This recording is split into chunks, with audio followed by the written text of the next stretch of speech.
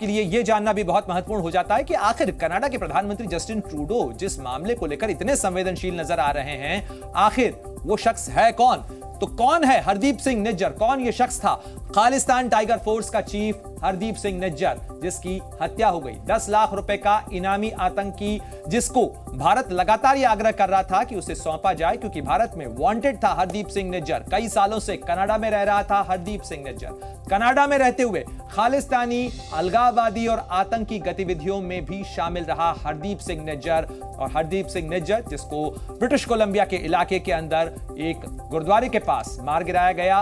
किसने मारा, इस मामले को लेकर अभी तक कुछ साफ नहीं है, लेकिन निज्जर का जो रिश्ता है वो लॉरेंस बिश्नोई गैंग से भी था, यानी उन संगठित अपराधियों के साथ भी हरदीप सिंह निज्जर के रिश्ते थे।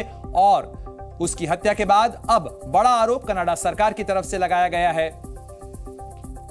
और इस मामले को भारत सरकार ने सिरे से खारिज किया है। मेरे सहयोगी विशाल पांडे लगातार हमारे साथ जुड़े हुए हैं, तमाम अपडेट्स हम तक पहुंचा रहे हैं। विशाल, जिस तरीके से विदेश मंत्रालय में तलब किया गया है कनाडा के उच्चायुक्त को इस मामले पर सख्त जो है वो आपत्ति भी दर्ज कराई है विदेश मंत्रालय ने बयान जारी कर, क्या कुछ विदेश मंत्रालय की तरफ से कहा जा रहा है इस पूरे मामले को लेकर? और जिस तरीके से एक भारत के राजनयिक को एक्सपल करने का फैसला किया गया है कनाडा सरकार की तरफ से, क्या माना जाए कि भारत की सरकार की तरफ से भी इस मामले की जवाबी कार्रवाई संभव है?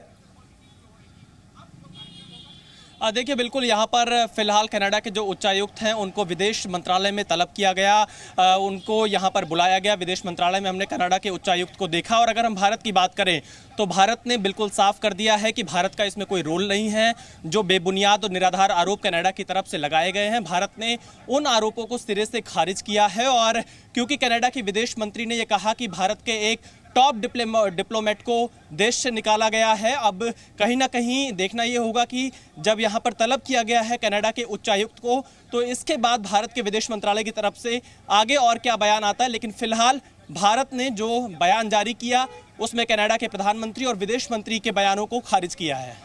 विशाल, ये कोई पहला मौका नहीं है जब जस्टिन ट्रूडो ने इस तरीके के आरोप लगाए हैं। कहीं ना कहीं घरेलू राजनीति में भी इस समय जस्टिन ट्रूडो काफी घिरे हुए हैं, उनकी अप्रूवल रेटिंग्स अपने निम्नतम स्तर पे। क्या माना जाए कि इस तरीके के आरोप लगाकर या इस तरीके का कीचड़ उछालकर कहीं ना कहीं अपनी सियासत बचाने की कोशिश भी जस्टिन ट्रूडो कर रहे हैं?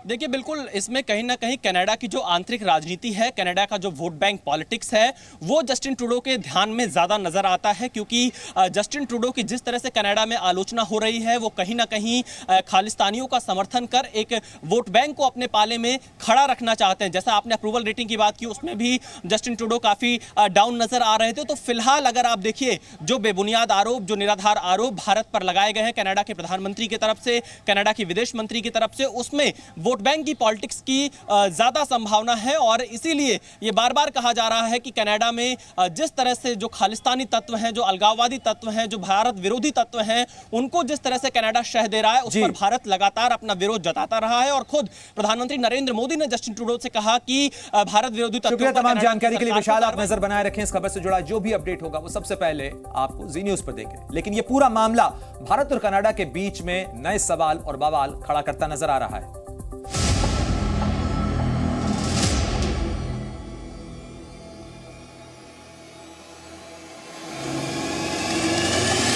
खालिस्तान के प्रति कनाडा का प्रेम एक बार फिर सामने आया है। दरअसल पूरा मामला खालिस्तानी आतंकी हरदीप सिंह निज्जर हत्याकांड की जांच से जुड़ा है, जिसे लेकर कनाडा ने भारत के एक शीर्ष राजनयिक को निष्कासित कर दिया है। कनाडा सरकार के मुताबिक हरदीप की हत्या और भारत सरकार के बीच संभावित लिंक के आरोप हैं और इसकी जांच की जा रही है। कनाडा के प्रधानमंत्री जस्टिन ट्रूडो ने इस मामले पर कनाडाई सांसद में सफाई भी दी है। Past number of weeks, Canadian security agencies have been actively pursuing credible allegations of a potential link between agents of the government of India and the killing of a Canadian citizen, Hardeep Singh Nijjar. Canada की विदेश मंत्री ने तो ये तक कह दिया कि अगर ये सच साबित हुआ तो ये दोनों देशों के बीच सबसे बुनियादी नियम का बड़ा उल्लंघन होगा। We've been clear we will not tolerate any form of foreign interference. Since this was brought to our attention, we've been guided by 3 principles.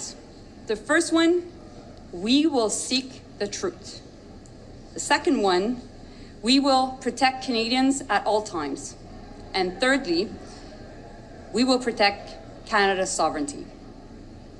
I've conveyed these principles to my Indian counterpart, and I've also told him that we expect India's full collaboration to make sure that we get to the bottom of this. And as of today, and as a consequence, we've expelled a top Indian diplomat from Canada. हालांकि आज Canada का खालिस्तान प्रेम किसी से छिपा नहीं है। G20 की बैठक के दौरान भी जस्टिन ट्रूडो ने खालिस्तानी प्रदर्शनों को अभिव्यक्ति की आजादी का नाम दिया था। Obviously, Canada will always defend freedom of expression, freedom of conscience, freedom of peaceful protest. That's something that's extremely important to us. At the same time as we're always there to prevent violence, to push back against hatred. I think on the issue of the community, it's important to remember that the actions of the few do not represent the entire community or Canada. The flip side of it, we also highlighted the importance of respecting the rule of law, and we did talk about foreign interference. अब हम आपको बताते हैं कि हरदीप सिंह निज्जर कौन था। Hardeep Singh Nijjar Khalistan tiger force का chief था। निज्जर 10 लाख रुपए का इनामी आतंकी था। वो कई साल से कनाडा में मौजूद था। हरदीप सिंह निज्जर कनाडा से खालिस्तान आंदोलन को बढ़ावा देने में लगा था। वो कनाडा से ही लॉरेंस बिश्नोई गैंग की मदद कर रहा था। जाहिर है कनाडा के पीएम ट्रूडो जिस तरह से खालिस्तान के समर्थन में लगातार भारत विरोधी माहौल को बढ़ावा दे रहे हैं, वो कहीं न कहीं राजनयिक लिहाज से आत्मघाती कदम साबित हो सकता है। ब्यूरो रिपोर्ट, जी मीडिया। जी न्यूज़।